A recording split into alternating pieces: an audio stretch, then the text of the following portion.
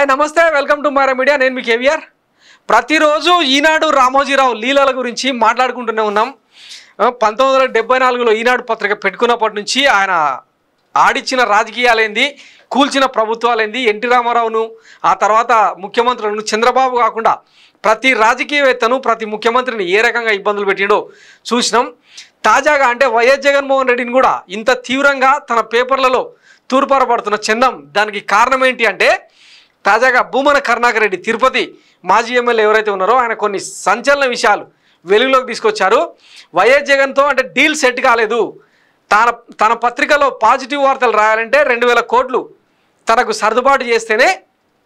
రాస్తానని చెప్పి ఒక ప్రతిపాదన ముందర పెడితే దానికి వైఎస్ జగన్మోహన్ రెడ్డి దొబ్బేయమని చెప్పడంతోనే ఈ కథలన్నీ అని చెప్పి తాజాగా ఆయన ఆరోపించిన అనమాట ఒకసారి భూమన కరుణాకర్ రెడ్డి ఏం చెప్పిండో చూద్దాం రామోజీరావు 2000 కోట్లు అడిగారు ఆ డబ్బులు ఇస్తే ఈనాడులో వైఎస్ జగన్కు అనుకూలంగా రాస్తానన్నారు ప్రమాణం చేసి కాదని చెప్పగలరా రామోజీరావుకు టీటీడీ చైర్మన్ భూమన కరుణాకర్ రెడ్డి సవాల్ సినిమా టికెట్ కోసం 2000 దొంగిలించిన దొంగబాబు చంద్రబాబు కూడా రైల్వే స్టేషన్లో పిక్ పాకెటింగ్ చేస్తాడు అని చెప్పి మాట్లాడతారు కదా ఈయన క్లారిటీ ఇచ్చిండు అనమాట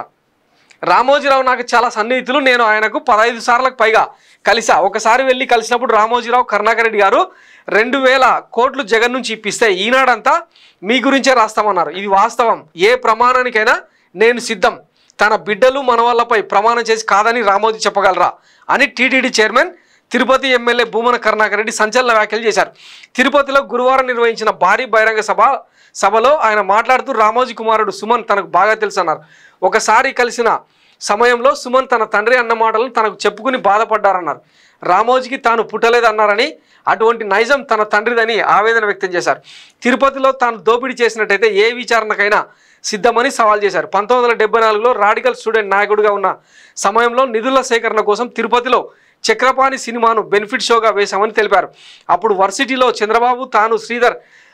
హైకోర్టు అడ్వకేట్ సారథి వెళ్ళి కలిసామన్నారు ఆ సమయంలో బాబు కూర్చొని ఆయన స్నేహితుడు పడుకొని ఉన్నాడన్నారు సినిమా టికెట్ కొనుగోలు చేయాలని అడిగితే నిద్రిస్తున్న తన స్నేహితుడి జేబులో ఉన్న ₹2 బాబు దొంగిలించి తన చేతిలో పెట్టారని తెలిపారు సో చాలామంది తిరుపతి రైల్వే స్టేషన్లో చంద్రబాబు జేబులు కొట్టి బతికేవాడు అని చెప్పి అంటుంటే నమ్మలేదు కానీ ఇప్పుడు భూమన కరుణాకర్ రెడ్డి బహిరంగ సభలోనే తాను అన్న మాటలకు కట్టుబడి ఉంటా ఏ దేవుడి దగ్గరికైనా వచ్చి ప్రమాణం చేస్తా అని సవాల్ కూడా చేస్తున్నాడు మరి దీనికి రామోజీరావు చంద్రబాబు ఏం సమాధానం చెప్తారో వేచి చూడాలి ఇంకొకటి రామోజీరావు ఈరోజు ఇట్లాంటి వార్తలు రాస్తున్నాడు అంటే ఒకసారి చూడండి ఈ భూమి మీది కాదు ఇట్లాంటి యాడ్లన్నీ వేసి జనాన్ని రెచ్చగొట్టే ప్రయత్నం చేస్తుంటే ఏం చెప్పాలి ఇదిగో ఆంధ్ర ఎడిషన్లోనేమో ఇట్లాంటి కథనాలు ఉంటాయి తెలంగాణ ఎడిషన్లోనేమో మోడీ ఏం ముఖం పెట్టుకొని వచ్చిండ్రు అని చెప్పి ఇట్లాంటి రాతలు ఉంటాయి అన్నమాట అంటే ఎవడు డబ్బులు ఇస్తే వానికి వార్తలు రాసే జోకుడుగాడీడు ఇట్లాంటోడు పత్రికా విలువల గురించి తెలుగు జాతి ఆత్మగౌరవం గురించి భాషాభిమానం గురించి చెప్తా ఉంటే తెలుగు ప్రజలు చెవులలో క్యాబేజీ పూలు పెట్టుకొని వినాలి ఒకవేళ వైఎస్ జగన్మోహన్ రెడ్డి ఆయన అడిగినట్టు 2000 కోట్లు కాకపోతే ఒక కాంట్రాక్ట్లో లేకపోతే అమరావతి భూములో అప్పజెప్పి ఉంటే ఈ లొల్లంతా ఉండకుంటుండేనేమో ఎంతసేపు చంద్రబాబు ప్రయోజనాలు చంద్రబాబు మాత్రమే సమర్థుడు చంద్రబాబు మాత్రమే అనుభవజ్ఞుడు ఇట్లా రాసుకుంటూ వచ్చే కదా తెలుగు ప్రజల చెవులో పూలు పెట్టింది ఇప్పుడిప్పుడు వీళ్ళ పాపం పండి మార్గదర్శి కేసులు సుప్రీంకోర్టులో విచారణకు రెడీగా ఉన్నాయి దానికోసం ఏపీసీఐడి పోతే బెడ్ మీద పండుకొని నాటకాలు ఆడతారు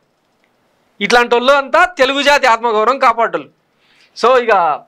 వీళ్ళకు బుద్ధి చెప్పాల్సిన తరుణం వచ్చేసింది మే 13న చెంపదెబ్బ లాంటి తీర్పునిస్తే తప్ప వీళ్ళకు సోయి రాదు